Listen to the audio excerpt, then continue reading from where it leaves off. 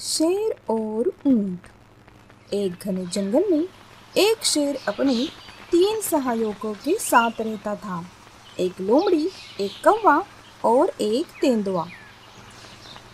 जंगल के राजा शेर के साथ रहने के कारण उन सहायकों को भोजन के लिए कभी भी सोचना नहीं पड़ता था। उन्हें जो भी शेर का बचा कुचा मिलता वे जमकर खाते थे। एक दिन शेर अपने सहायकों के साथ शिकार खोज रहा था।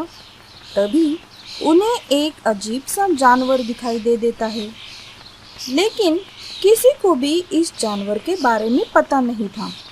तो लोमड़ी ने अन्य जानवरों से पूछताछ की और महाराज शेर से आकर कहा कि महाराज, ये अजीब सा दिखने वाला जानवर और कोई नहीं है बल्कि ऊंट है।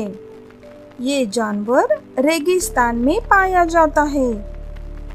ये ऊंट अपने झुंड से अलग होकर खो गया है और अब अकेला है।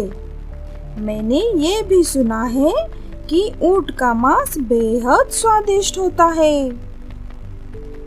लेकिन शेर सबसे कहता है, ऊंट हमारे जंगल से नहीं है, वो हमारा मेहमान है, इसलिए कोई भी ऊंट को नहीं मारेगा।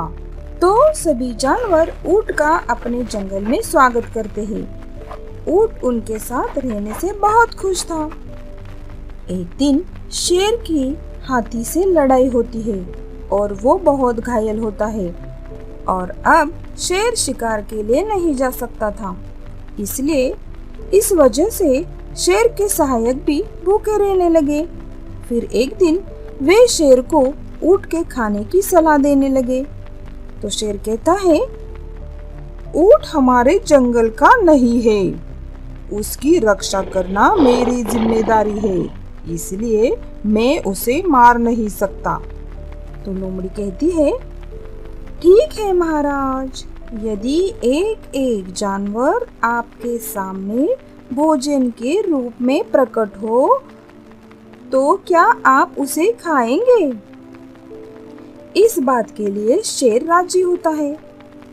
फिर तो लोमड़ी ने कौवे और तेंदुए के साथ मिलकर एक योजना बनाई और ऊंट के पास जाकर लोमड़ी बोली, महाराज बहुत कमजोर हो गए हैं, उन्होंने कितने दिनों से कुछ नहीं खाया है।